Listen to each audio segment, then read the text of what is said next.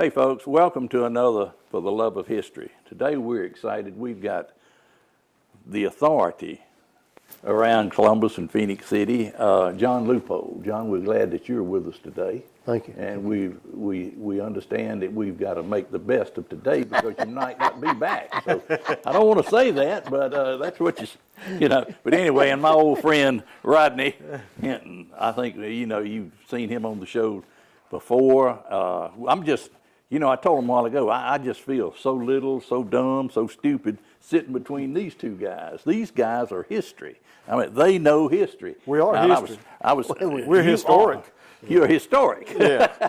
But I know a little history, and these guys just go like that. So I kind of didn't even want to sit up here because it's embarrassing sitting between these two. But what we did on the other two shows is we just kind of did an overlay of history of Russell County. And what we're going to do is we're going to zero in on some of these items that we talked about, some of these like the Horace King and things like that we just briefly hit on. And so I'm going to quit talking, and I know y'all are proud of that, and turn it over to Rodney, or Dr. Hinton, excuse me. Rodney. I've known him as Rodney all of his life. That's perfect. But anyway, we appreciate you being here. We really do, and we really appreciate you bringing John with you. Well, I told Steve early on when he asked me to do this, I said I'll be glad to do it, but I want to bring some people that know a lot more than I do. And I also made the point that a lot of people claim to be historians and pretend to be authorities, but history doesn't work that way. There are a lot of authorities. And Tommy Boswell, who's going to be on with us, we're going to run 2 or 3 shows that we're going to film today and show them as 2 or 3 different segments with John about particularly the Girard, Columbus, Phoenix City river area, about how all of this developed. Then we'll follow up with Tommy going deeper into the county. And Tommy brings so much in-depth knowledge about the Indian history and also other parts of Russell County history and local communities. So we're excited about that. We are very fortunate to have John. John works really hard at being retired because everybody wants him to do something. He's continually, people are asking him to write. He called me the other day. He was working on a guide for the upcoming tour of Linwood Cemetery. One of the last major things he did that he wanted to finish up was the plaques that you see down at the Mott House, which are excellent, and it's unbelievable research that went into that. John came into this area in the 70s to be a professor at Columbus College at the time, a history professor, and he also started the archives over there. Don't get confused when you say, that's not John Lupo. I mean, that's not Larry Lupo. No, it's not Larry Lupo from Phoenix City. It's John Lupo from South Carolina, and they talked together and worked together for many years. John ended up heading up the department again, building the archives, and becoming an authority. He's written so much. He's got 2 annotated bibliographies that he did, very thick volumes, one on Georgia, one on Alabama, that's just a basic when you're doing research on any topic in these areas. He's done a history of Columbus. He was part of the HARE research, which is the national engineering group that went into the mills. He authored a report that got Bibb City put on historic sites, and we might even talk about that a little bit, which is very interesting too. You say, well, he's a Columbus historian. Well, he also wrote the definitive book along with Tom French on Horace King, and we're going to talk a lot about Horace King and the fights between Alabama and Georgia over the river today. He's very much an authority on those. We have a third friend who has to still work, but Jesse Williams, who was a student of John's, maybe the best researcher in this area, and he and John both would probably share that title, but they have different skill sets even in research. We've got some very talented people, but to have John come to us today and give us his time is a real honor.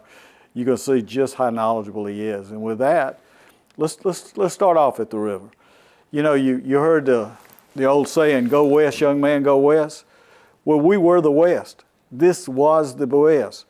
and the leaders in Georgia flocked to this border to be sitting on the race line to get some of this Alabama territory and to move west, and the federal road moved people west, particularly down in the New Orleans area. So you hear go west and you think about wagon trains or Texas or California. Well, the first rush to the west came through Georgia into Alabama. And we're sitting here, and we're going to talk a little bit about the struggles that went on there, because you got to understand that to understand the history of Georgia and the history of Alabama. And the early leaders overlapped these lines. These lines really existed only in terms of political power and other things, but the people actually lived on both sides of the river at different times. We're going to talk about how Ingersoll was probably the first white settler that originally was living in Columbus, but had a trading post on the Alabama side of the river, up on the Dillingham Hill, where the Methodist and Baptist Church sat. And then Horace King and John Godwin came in, and Godwin ended up living originally in Columbus and then moving up on that hill. So we're going to start off with Ingersoll and Godwin and King, and we're going to spend a lot of time with that. We're going to come back to Ingersoll and talk about his fight over the control of the river that went all the way to the United States Supreme Court. We're going to talk about that. So over the next couple of sessions, that'll be the first thing that we focus on. Let's talk about Ingersoll. Ingersoll came out of Milledgeville. He was originally from New York. He was a doctor who was a surgeon in the War of 1812. Very brilliant man, very talented man. He came down to Georgia to be a part of this westward expansion. He lived in Milledgeville. He served in the Georgia legislature, and he lived with Sebring Jones, which El Dorado in Columbus, the house that is the backdrop for St. Elmo story, with Sebring Jones' house, and we'll talk a lot about him. But Sebring Jones came down, Ingersoll came down. A lot of these guys came down from Milledgeville because they saw what was happening as Columbus developed, and a lot of it was focused on the Alabama side. John, you want to talk a little bit about these men and what they did in Milledgeville and how they got down here, and let's go from there. Well, I guess maybe Sebring Jones is probably the one I know the most about. And I mean, he'd been a congressman, and had served in the state legislature. As had Ingersoll. You're right. Yeah, both of them. You the Ingersoll. I mean. Well, and I'm going to let you talk, but then Ingersoll and Sebring Griggs actually had the first ferry that went back and forth across the river at close to the Dillingham Street Bridge. So these guys had ties going way back and were very influential here. Yeah. I think what Sebring Jones represents is that Georgian who sees opportunity over here, and he's going to come to do what he's always done, which has been very much involved in politics, and he is very much a lawyer. You know, I mean, that's his primary job or activity. Okay, so he comes and he builds the house that you mentioned that he called El Dorado, and later it's called St. Elmo, and it's still standing there. And people see that and they say, oh, that's a plantation house. Well, it's not a plantation house. Sebring Jones owned lots of land, lots of slaves, but he wasn't growing cotton out there. Those houses out in Winton, they're suburban houses. But the point that we're talking about is, why did he come? Well, he came particularly here. He could have gone other places, but he came here because of the river and the power of the river. And Sebring Jones will be the first to harness the river in terms of, he built City Mills in 1828. And don't see Sebring Jones out there, running the grist mill. He's the owner. It appears that most of the time he probably even leased it out. But what's important there is him seeing the potential of the river and coming to exploit the river. And that's what a lot of these people that we're talking about. That certainly is true of Ingersoll also. it's interesting because when the city mills, which still sits there today, and it's often talked about as the first grist mill on the river, but it wasn't actually. The first grist mill was on the Girard side, and the Niles brothers built it. We'll come back to it in a minute. And part of that mill is still standing today. But when you know where City Mills is on the northern side of town, and you have to start, let's use this map. We'll refer to it several times today. When you look at the river, and we're going to get to how Girard was formed, and here's Columbus, but there's green space all the way around Columbus. And what happens here is this green space here disappears. This is still where your parks are on the south side of Columbus, where the Coliseum is and the ball fields and Golden Park. So it's still somewhat of a green space. This green space, greed replaced it, and so the whole idea of a green space disappeared when the railroads came in, because this was a logical place to build your railroads. Then you had another northern green space. What were these called, Johnny? What called Commons. Green? Commons areas. Commons. And what Sebring Jones did is he developed City Mills right on the outside of this green space. So he's not controlled by the city. He's got a lot more control. There's also a good fall here. But we're going to talk about how Ingersoll ended up getting a part of this land early on. And guess where his land is? Directly across. Ingersoll gets all of this land, which is now up 4th Avenue, the flat land where he farmed. And then up on the top of the hill where First Baptist Church is, which is where he lived up there. That was called, as I mentioned before, we talk about Ingersoll Hill being out in the area of where the studio is that we're filming from. And it is Ingersoll Hill, but that was a later Ingersoll Hill. The original Ingersoll Hill, what you read about in a history book, don't get confused. In the history book, Ingersoll Hill was Floyd's Hill continuing on up to where the Civil War battles were fought. And one of the things when we talk about Ingersoll, he got this after the Treaty of 1832, which created the opportunity for Girard to form. But originally, Ingersoll is at the top of Dillingham Street, where the churches were. He has a trading post with the Indians. He always had a great relationship with the Indians. And beyond that, when 1832, which is the Treaty of Casita, or the final treaty, there were many Indian treaties, but it was sort of the final one, and I think there was a 6-year span that the land was to be sold and the Indians were actually moved out west. When I talk about this, I'm going to talk about my European ancestors coming into this area too, because that's the story I know. I'm also part Indian, so I've got both sides of this story, so don't think I'm leaning one way or the other. I understand both sides, and I have empathy for both sides.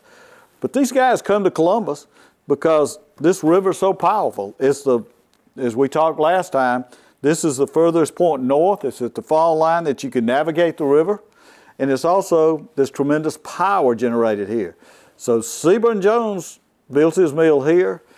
After the Treaty of 1832, Ingersoll immediately gets Section 11, which is this section right here, plus some additional sections sold to him, and he builds his complex here. Now let's take a few side stories. He had to communicate off the top of this hill. Now he's a surgeon, he's a land speculator. Both of these guys were land speculators, and Shorter and a lot of these other people that came from Milledgeville and here were land speculators. They knew that this was coming, and they wanted to buy this land and resell it. Ingersoll had to communicate off the top of this hill down to his production areas. He had a grist mill down here. He had a lumber sawmill down here, and they were moved in 2 or 3 different places, some of which you can still see today. Now, the story goes that Ingersoll is given, a lot of people say Ingersoll actually created the Morse Code as a means or a version that the Morse Code was built off of, a signaling system where he could communicate from his home down to his overseers and the people that was working. He had cattle down here, he had crops down here. There's actually, if you go right past Riverview and you start going up 4th Avenue and you look to your right, which all that was his land, you see a tremendous pecan orchard through there.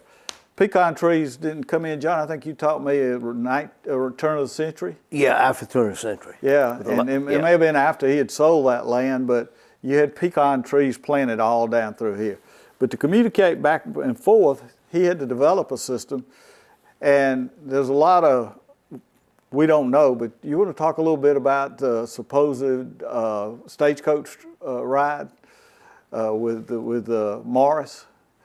You remember that story? We don't know if it's true or not, but I guess Morris was riding with somebody, and he said that he had come up with the idea when he was visiting a southern plantation. Yeah. And I don't know, was it specific to say to this area, or was it just sort of yeah, general? you're right. It wasn't specific, but then other people said it was Ingersoll. And this is interesting because Ingersoll who was the owner of what eventually is called the Mott House? Was it Griffin that was in the telecommunication business? Right. Yeah. And he and Ingersoll were big buddies too. All these kind of tie together. We don't know the exact Well, yeah. fact. I think the Griffin thing is what strengthens it. Yeah. Because he was one of the owners, and he was one of the directors of the Washington to New Orleans telegraph line. Yeah. And so that's what Really gives a little more credence to the story. And John, in some of his writings, has written about, and he's done a lot of the work on the Mott House, and talked about that Ingersoll and Mott, talked about that they had a boats that they visited back and forth across the river. There's a lot of interesting history right there. But Jones gave Ingersoll permission to build a wing dam. Now, a wing dam doesn't go all the way across the river. It just goes to the middle of the river and pushes water into your mill. And so he built this wing dam. And it existed for years, and things changed, and it ended up in a big dispute when the water lots were sold. John's an expert on the water lots among so many other things. John, you want to talk a little bit about what the water lots were and how this conflict that created between them and Ingersoll and the fight?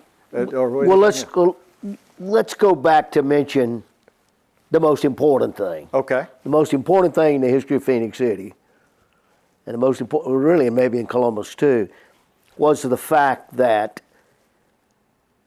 Alabama had no right to use the river. Alabama had no what's called riparian right. Riparian right gives you the right to use water and return it to the river, which means, like when we're talking about a fall, you can take the water off the river, you run it through earlier water wheels, later turbines, and you just send it back to the river. And that's usually your right if you own the banks, both banks of the river.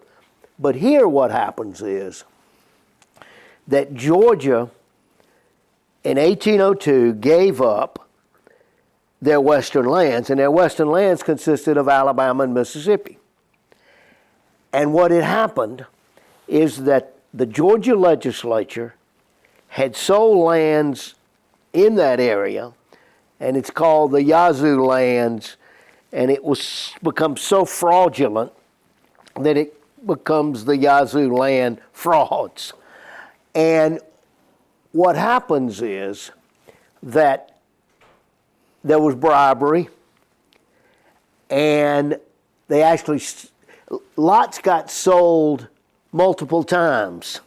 And so there were several owners of the same land. Got all this court cases and all of that. Well, now here's the thing. Everything comes down to politics. And money. And money, well, yeah. I mean, that's obvious, yeah. And what happens is that this land is not sold to Georgians.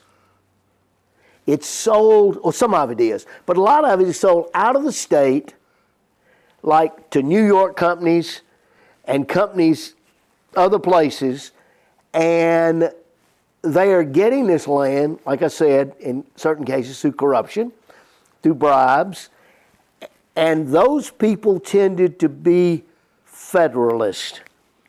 And the Federalists, the two-party system is emerging, and the Federalists are Hamilton's buddies. They tend to be the elite and Central government focused. yeah, central government, give the federal government more power. And so and then the other group that emerges against them is going to be Jefferson, Madison, and they are called really by historians Jeffersonian Republicans. Now, when you say Republicans, it gets confused because those Republicans are going to become Democrats later on. Yeah. But we don't need to do that. But they're for the little guy. And states' rights. And states' rights. And more for agriculture than industry, although I'm not totally sure about that. But look at it this way. These Federalist elite sort of folks want the land to be sold to benefit land speculators. These guys weren't buying big hunks of land out there to go settle on it. They were buying it at cheap prices to then sell it to little guys and make money off of it and sell it to settlers. Whereas Jeffersonian Republicans don't want that. They want the land opened, cheap, and let the little guys go. And like we were talking the other day, I mean, Jefferson, Madison, what we're talking about is how you're going to develop the West again. Right. How are you going to develop this land, which is obviously going to become a territory and originally and then going to become a state? And so what the Jeffersonian Republicans want are little guys out there who are going to vote for them. That's right. Later on, electoral votes. So what ends up in Georgia is this fight between the Federalists, who really were a minority, and the Jeffersonian Republicans. And so you got a couple of things going on. You got those land frauds, and here's Georgia with all this complicated, just a quagmire from this land sales, and they want to get rid of that. Could I add something too? Yeah. They're also a growing state, so they're cash poor to begin with. They got economic development issues. They're struggling for money to start with, and then you lay on top of it, they got to provide restitution for some of these guys that got ripped off. They got money problems. They have serious money problems. Yeah. To your point. Yeah, and so what's going to happen is this is getting pretty esoteric, but Georgia tries to get the federal government to take this problem and deal with it, and they try it during the Federalists being in power, and that's John Adams. Mm-hmm. And the Federalists won't touch it because they like that, because their guys are out there potentially going to end up making some money. But when Jefferson becomes president, it goes a totally different direction. And what's interesting to me is, I guess because I discovered it last week, was that James Madison, Jefferson's Secretary of State, actually signed the deal. Now, talking a lot about deals these days, okay? This deal is interesting because, you see, Alabama, people of Phoenix City, they're not at the table. That's right. They don't have any rights. The people at the table are the Georgians, and I don't know that James Madison sat there, but James Madison certainly knew what was going on. Mm-hmm. And what you've got is you've got Jeffersonian Republicans in power after 1801 in Washington, and you've got Jeffersonian Republicans who kicked out Federalists in Georgia because of the corruption, and they go sit down. And Georgia says, we want this, this, this, this. And they say, fine. So the federal government says, we'll take care of all the land fraud business. We'll give you $1.25 million. And this is a biggie now. This is the biggie. No. This is next to the biggie. And that is, we are going to remove, the federal government will take care of moving Indians out of Georgia. Georgia, not Alabama. Not Alabama, but Georgia. Correct. Which is going to give the right to some of these later governors to press so hard to get them removed. And then the thing for Phoenix City is, and who knows why, and this is a mystery, the agreement says the border of Georgia will go all the way to the high water mark of Alabama. And my perception's always been that they had to give all this up, and they needed the money because they got that money and they needed that money desperately. And again, they have to pay back some of this fraud. They gave that up because they saw the power of that river, and that was the only thing. They're giving up a lot. They're getting money that they're going to have to spend immediately just to get out of debt, but now they're going to control that river legally. Rodney, this is a good spot. Let's stop. We really enjoyed it. For Channel 7, I'm Steve Abbott, and these distinguished guests that we've got here, Rodney Hinton and John Lupo. We've really enjoyed, I mean, I've just learned so much today. It's just been awesome. And thank you again, guys. Thank you. Till next week, stay tuned.